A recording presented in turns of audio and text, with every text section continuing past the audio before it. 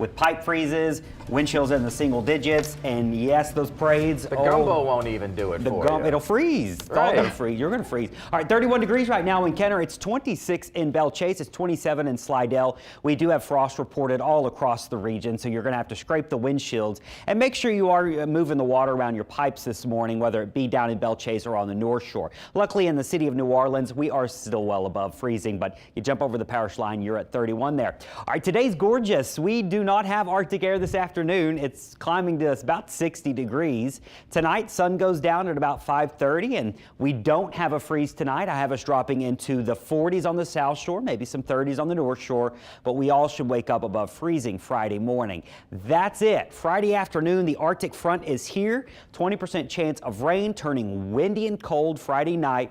Look at your temperature Saturday morning in the 20s. Wind chills Saturday morning will be in the single digits and teens, and that's about where they're going to stay all day. There is no warm up Saturday at all, and then Saturday night it's even colder. We're talking about those pipe freezes. We've got a lot more to talk about in your full 7-day forecast, including when we get past this Arctic air. That's in a bit. All right, let's get you out the door at 6:02, Leah. All right, Peyton, it's definitely one of those mornings where you want to go ahead and warm up your car if you can, because it is freezing out there. I definitely had some ice on my windshield, or some frost, I should say, on my windshield. I had to get that off before I got on the roads. Starting with a look at our cameras right now on the West Bank. If you're going to be coming in from Gretna, not too many folks will be joining you out on the road, so that means your drive times are normal there, as they are across the remainder of the South Shore this morning. Seeing nothing but green from those of you over out in La Plaza, and making your way down toward the West Bank and even in New Orleans East. All those spots are clear with normal drive times. Doing good as well with no advisories or restrictions on the causeway. Got just about a 20-minute ride as you make your way to or from the North Shore. 55 is clear, same story with the Twin Span and Highway 11. All right, Leah, thank you. 6:03, the time. Got some big developments to pass on to you this morning. Some 2 weeks after that fatal shooting inside a Dookie Chase restaurant in the Treme. One man killed, 3 tourists injured after they too were shot. The big news this morning, sources confirmed to us that 18-year-old Makai Kelly is facing second-degree murder charges after being arrested last night, set to face a judge today. And we hope to learn more about those arrests in just a few hours. But for now, Kyron Devoe is live outside of the Dookie Chase restaurant this morning where that shooting took place with what we do know, Kai.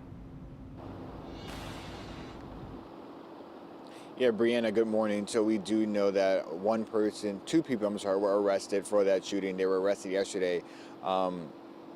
So yeah, right now the second person, their identity does remain unidentified at this time. Our sources very close to us did confirm that a second person was arrested, and we're, like you mentioned, we are expected to learn more later this morning at that press conference at 9 a.m. where we will be asking those questions on that second name and more information on where police are in this investigation. Kind of want to walk you back right now to that shooting that happened just a couple weeks ago. Police say 19-year-old Kareem Harris was shot and killed inside the foyer of the historic restaurant Dookie Chase's on January 16th. After running inside while trying to escape a gunman who was chasing him. Investigators say the suspect followed him into the restaurant and opened fire, which killed him and injured 3 other bystanders who were visiting the city of New Orleans and dining at the restaurant. Police announced yesterday that they were looking for persons of interest, but we were working to also learn if those people arrested yesterday were those persons of interest. So our detectives have been working with our federal partners diligently throughout the night, along with other intelligence units, the Violent Crime Abatement Intelligence Unit, and other external and internal partners, and we've collected a lot of video. We've canvassed a lot of doors. We've talked to a lot of people in the area. And so at this point, we're ready to release 2 photographs of 2 individuals that we believe are persons of interest. They are not currently wanted. We believe that they have critical information regarding what might have happened, that they may have key pieces of information as to our next steps in our investigation.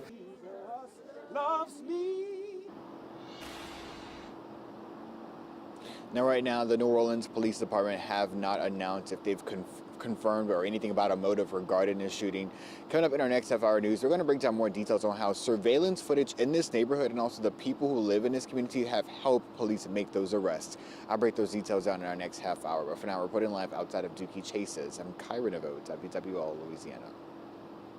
Kyron, we do appreciate your reporting. Thank you, sir. 6:06 now as we get to the other headlines. Staying with the NOPD, and this story here, an NOPD recruit in ICE custody this morning, and that's not it, faces deportation. NOPD leadership says the arrest came at a total surprise to them. Superintendent Ann Kirkpatrick says the recruit was hired in June of last year and met all the standard requirements, including having a valid driver's license and social security number.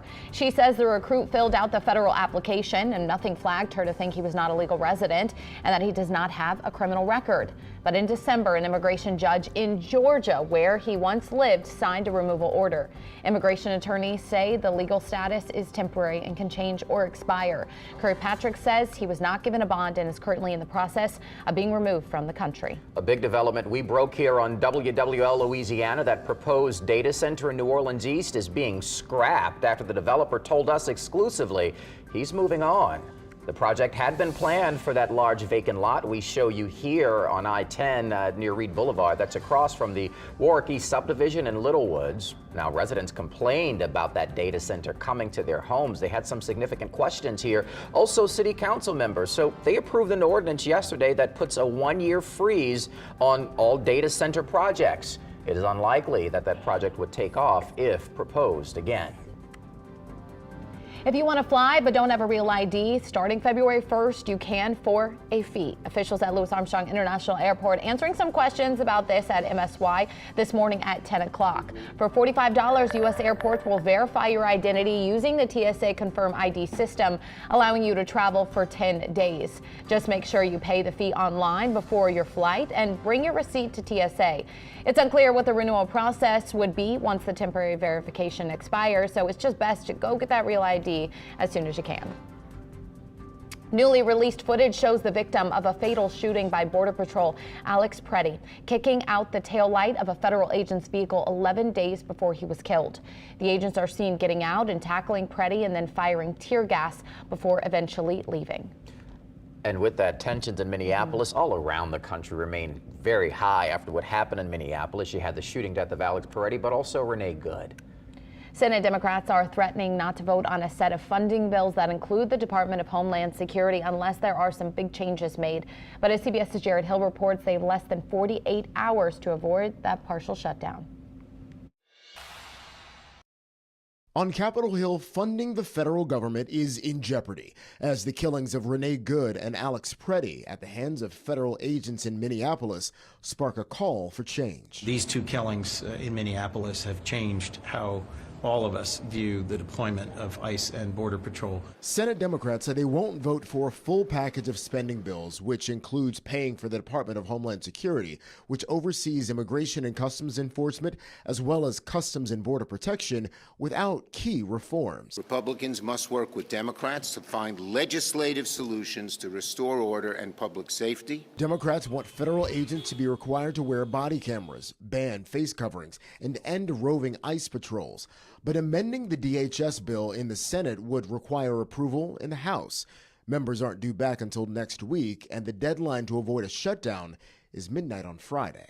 The GOP would rather Democrats work with the White House after a bill passes. The one thing I do know, and that is that a government shutdown is not in anybody's interest. Bipartisan scrutiny is growing over Homeland Security Secretary Kristi Noem. She is a dangerous cocktail of authority, bigotry, and incompetence, and she must be impeached. I think if Noem looks at her body of work, I could not be. If I were in her position, I can't think of any point of pride over the last year. President Trump this week has said Noem is doing a good job.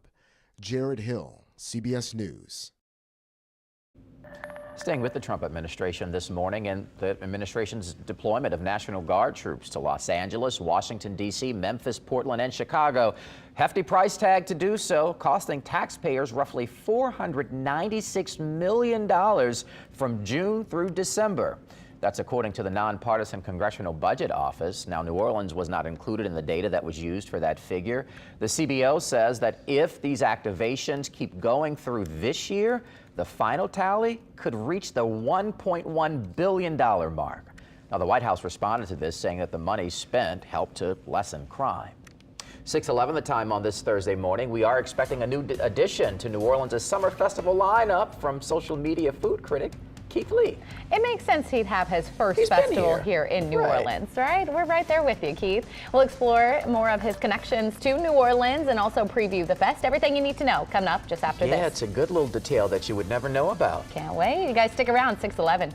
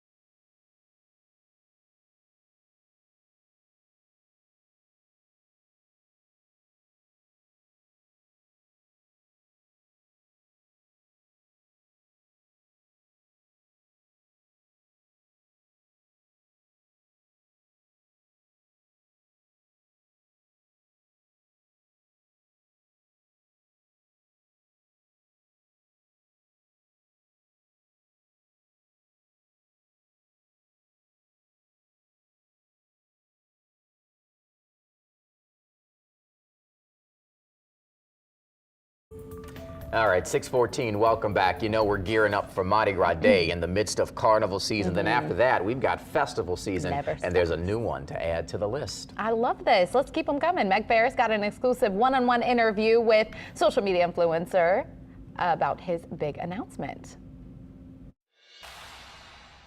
This is something we've been working on for the last year. I think it's going to be the best festival on planet Earth. He first dropped the news on social media to his 17 million followers. Famous food reviewer Keith Lee will host his first Family Day festival in New Orleans. Our food is like none other in the rest of the world, right? So it was the very first place that we did food tour outside of Vegas, because we lived in Vegas for 10 years. And it was #1, and it's still #1 to this day. And we've been to 40 different places. So I think that's a testament to how good the food in New Orleans is. Food has always been important because the former MMA fighter had to make his weight before stepping into the caged octagon. And that grew to food reviews from around the world. But it was the Louisiana culture that will become the first home for his new venture. The craziest thing, nobody plays with spices the way New Orleans does. And we've been blessed enough to travel the world. It's like a spice that covers your entire mouth. And for me, I've never found anything that's remotely close to it. And then he told us something he's never shared, which may explain this passion. So my mom was adopted, and her adopted family is all from New Orleans. I've never told anybody this, but my mom's family is actually from New Orleans. And Really? yeah, I'm giving you an exclusive. So I actually grew up going to New Orleans a lot as a kid, even though I don't remember it a lot because I was very young. He'll bring that love back to the grounds here on the lakefront around the UNO Arena on May 16th. I'm expecting it to be insane. Yeah, I'm expecting it to be family, food, music, culture of New Orleans, really embodying what it means to be in New Orleans. Then add in carnival rides for children and an old school style competition. The thing that I'm most excited about, there's an obstacle course for my family competing against other families at the festival. And we are competing for a prize. And if we win a prize, we'll donate it to charity. New Orleans and Company works with influencers like Keith to bring visitors to the city. And they say people listen to him. He is that third party credible expert, right? So if he says, I'm coming to New Orleans with this event and you should too. And speaking of visitors, Keith let us in on one more secret. He's about to taste king cake for the very first time. It's crazy enough. This is my first time going to New Orleans during Mardi Gras. Okay. I haven't been able to go during that time where king cake was readily available. So I'm going to stuff my face with king cake this time. And he has something special for the city and asks that you come find him on the parade route. Meg Farris, WWL, Louisiana.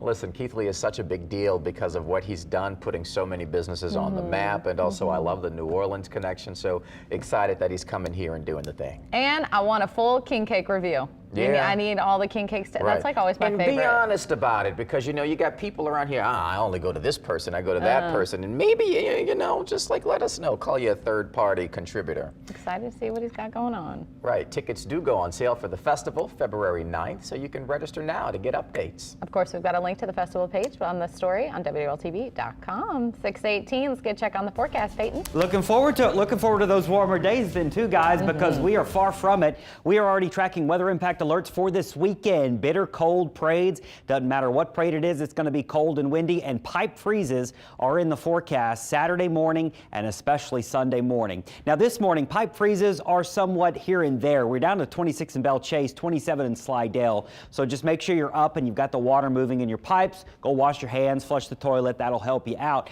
Now today is going to be gorgeous once we do get above freezing. Highs top out about 60 degrees and we've got sunshine. It should be really nice to be outside. That's it. Now tonight I don't have a freeze. We're going to stay in the 40s, but this Arctic cold front tomorrow morning, notice it's moving through the northern parts of the state. This cold front will get to us during the middle of the day. I've got a 20% chance of rain. Notice snow north of us in Tennessee and out towards the Carolinas by Friday night. For us though, it's all about this cold Arctic air. Now could we see snow in the state of Louisiana or Mississippi? Yes, but we're not expecting accumulation. We're not expecting any travel issues from this. There could be a couple little snow flurries around Saturday morning. That's the extent of it. So don't be shocked if you see a flake of snow Saturday morning. It's not expected to be a big deal down here. This is the bigger deal. The temperature drop from 54 tomorrow afternoon to a high struggling to get out of the 20s on Saturday, and we're struggling to get out of the 30s on Sunday. We will be back in the 60s by next Tuesday and Wednesday. So the wind chills, this is what it feels like with that strong north wind blowing. This is the dangerous part, and you've got to wear so many layers because of it. Notice Friday evening out at the parades, we're already seeing those wind chill numbers drop as that strong north wind kicks in. Friday night into Saturday morning, the worst of it's moving in. Look at this, wind chill Saturday morning in the single digits and teens. We don't warm up much through Saturday afternoon. Wind chills at 2 and 3 o'clock in the afternoon are still in the teens. Wind chills Saturday evening anywhere from 15 in Slidell to 16 in New Orleans. Poseidon and Croix de Vaux, for example, are going to be so incredibly cold. So you've got to be wearing layers upon layers. The other story will be our pipe freeze potential starting Saturday morning, but especially Sunday morning. We've got to protect all 4 Ps here on both sides of the lake, meaning we're going to be running water certainly Saturday night into Sunday. That's when temperatures drop into the teens on the North Shore and 20s here on the South Shore. So weather impact alerts for a solid 3 days thanks to that Arctic air. We're not expecting big ice or any snow or down here, but off the East Coast they could have that. For us, it's just all about that chill, and that'll be with the Saturday and Sunday and even Monday Monday morning still going to be quite cold, but we'll slowly get away from the Arctic air. 62 by next Tuesday and 65 by next Wednesday. Heads up for boaters. Today's fine, but tomorrow gets a bit choppy. Saturday's going to be nasty with those strong winds. We'll have gale warnings likely for your Saturday time frame. High tides today are going to be later this evening, and low tides will be later on this morning.